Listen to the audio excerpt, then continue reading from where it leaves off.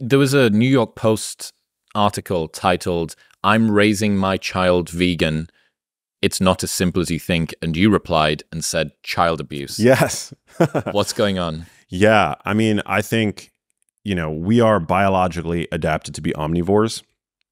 And we know that the neonate relies on the mother deriving adequate nutrition from her food. And if you look at the most nutrient dense foods available to your average person today, there's literally a paper, people can look it up, published by Beal et al. 2 to 3 years ago, that ranked all the most nutrient dense foods, particularly by nutrients of concern. So nutrients that people tend to underconsume today, zinc, vitamin B12, and things like that.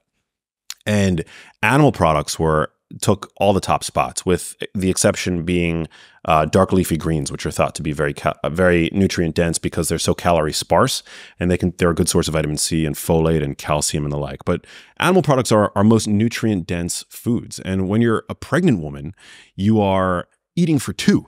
So, we already see that pregnant women tend to underconsume protein, consumption of choline, which is a really important nutrient you put choline, right? Citicholine in your neurotropic beverage right here. Like, super important for brain development, for cognitive function. Vitamin B12, crucially important. There's so many DHA fat, right? Like preformed DHA fat, which is found exclusively in animal products. You can consume omega-3s from plants, but humans are very inefficient at converting it to its usable forms in the body. And so, that's from the standpoint of pregnancy. Like, if I were at the stage in my life where I were looking to procreate, I would want to procreate with an omnivorous woman. And it's like, saying something like that is controversial today, but it shouldn't be. Max Lugavere wants to procreate with an omnivorous woman. Ladies, this is the sign that you have been looking for. It's the bat signal. Yeah. Yeah. So, that's super important. I think, with regard to plant-based diets, you can cobble together a diet that leads to better biomarkers, and ultimately, look, a plant-based diet compared to the standard American diet is going to be a healthier choice, right? Mm-hmm. You can cobble together a diet that, with the use of protein supplements, perhaps, can afford you a fantastic body composition.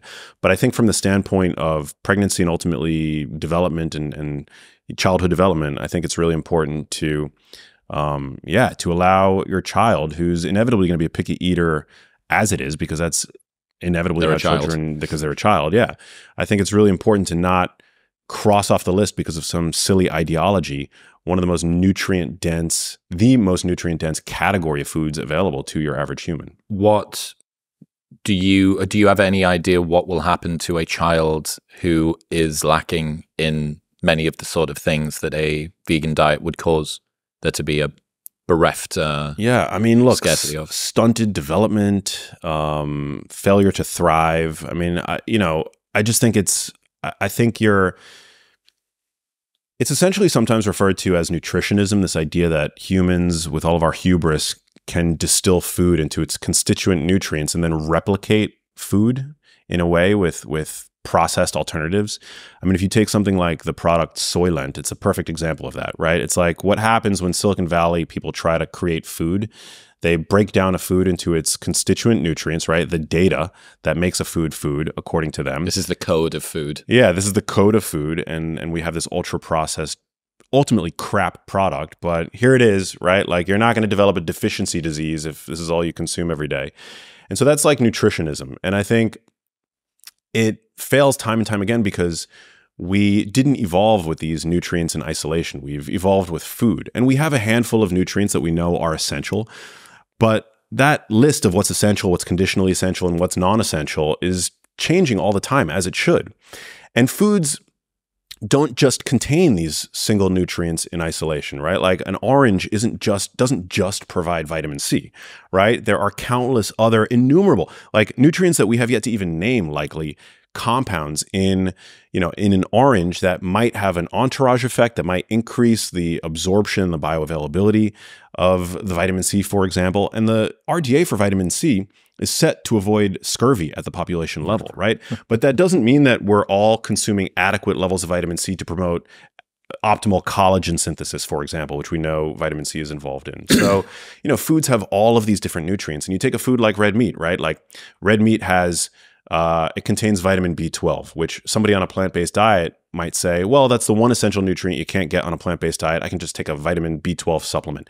But what about the constellation of nutrients that vitamin B12 comes with, right? Like the heme iron, the carnitine, the carnosine, the creatine, which we know is really important from a standpoint of muscular health, right? And so you're just depriving a baby of all of those different nutrients. And look, the standard American diet isn't great either. Like you have a lot of children these days that have early onset hypertension, early onset type 2 diabetes. So I'm not saying that the alternative is the standard American diet, but I think that the ultimate optimal diet certainly for a developing human, but also for an adult, is a diet that incorporates both animal products and plant products. It's interesting to think that the child abuse thing is like a really interesting frame of it, because you are locking in to this neonatal human a kind of development that they didn't choose. Yeah. That they had no volition in saying yes or no to. And I guess, largely until the age of probably 14 or 15, when they can use the stove themselves and actually fully understand what's going into them. Even throughout preschool, so on and so forth, you're still largely doing that. But when what you eat is what your child eats, in some regard. It's wild. I have a friend, Alex, who was a vegan philosopher for a good while. He was ethically convinced by Peter Singer's work, Animal Liberation, which I still think from an ethical perspective, I think that we're going to look back on what we do now with much of animal farming and think of it as abhorrent. I think you're going to look back and see it as not quite sort of Holocausty, but in that sort of realm. Oh my God, we had sentient animals and we did this to them, right? He became completely vegan pilled. He became an advocate. He is an unbelievably effective debater at everything, but particularly for veganism. And he found, after going vegan, that making a commitment, making a sacrifice to the philosophy the ethics that he'd been convinced by, he found that he was suffering. His body and his mental health had both taken a pretty big, like an increasingly big hit from this. And he posted the day that he became unconvinced that he could meet an adequately balanced vegan diet. He immediately felt like it was his, he was compelled to tell his audience, because again, he came here, he got here from being ethical and being truthful and high integrity with his ethics. And then as soon as those had changed, he decided to put a post out. And I said, don't do this. You are opening yourself up to a ton of criticism. Wait until you can do the video. And he said, well, yeah, but what if someone sees me eating salmon on a train or something in the UK? Like I'm not going to feel in line. So again, he was like hoisted by his own ethics. Again, he got absolutely pilloried by the internet for doing it. You were supposed to, you said that you understood and a blah, blah, blah. And then he did a video talking through how he was struggling to be able to eat a completely balanced, sufficiently robust plant-based diet. And again, people had massive problems. And now I think he's probably 1 year hence-ish. Wow. Mental health is way better. His pursuit that he goes after in life is flourishing. His energy levels have improved. All of this stuff. Again, this isn't for me to say, look, vegans, you're condemning yourself to a life of low energy misery. But there are people out there for whom the limitations that you place on yourself by going on a vegan diet make getting a balanced diet so much more difficult again. And if you're a 24-year-old YouTuber and writer who maybe still needs to do a bit of growing up, life's hard enough as like you're just trying to get up before midday. Yeah. Do you know what I mean? Like you're trying not to go out and party with your friends too much. You're trying to like learn what productivity is and how do I do my taxes and like I've got a relationship or I'm not in whatever. These are additional levels of complexity and difficulty that I don't think you need to add into your life. And yeah, this is very, very much kind of fallen by the wayside now, and Alex is out on the other side. But I really respected him for what he decided to do with that. That he said, look, I've given this a crack. I'm still ethically convinced by veganism, but physiologically, I don't think that I can do.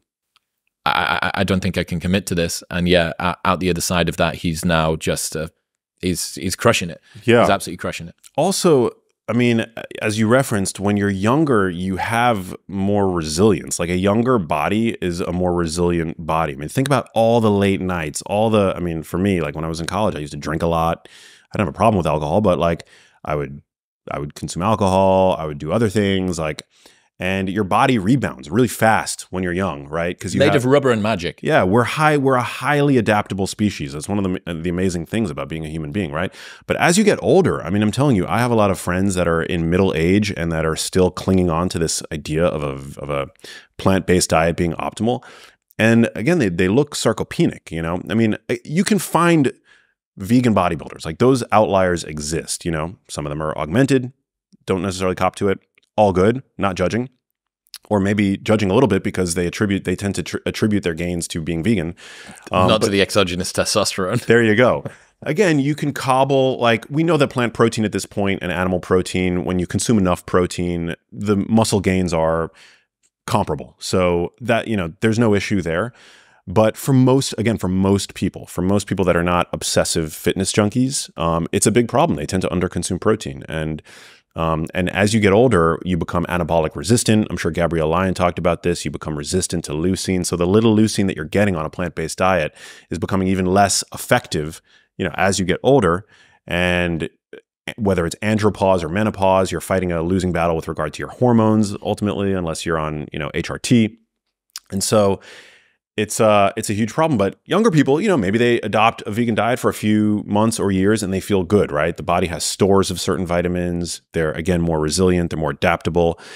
And so it's fine. But yeah, it's not uncommon these days to see, whether they're influencers on YouTube or on Instagram that were previously vegan, either covertly eating animal products, which I've heard happens, like they're doing it covertly, or they make the switch, right? I'm eating steak wrapped in spinach, and no one can see what's inside of this. Dude, it happens. It happens. And with regard to mental health specifically, there are so many nutrients in animal products that are just required by the human brain.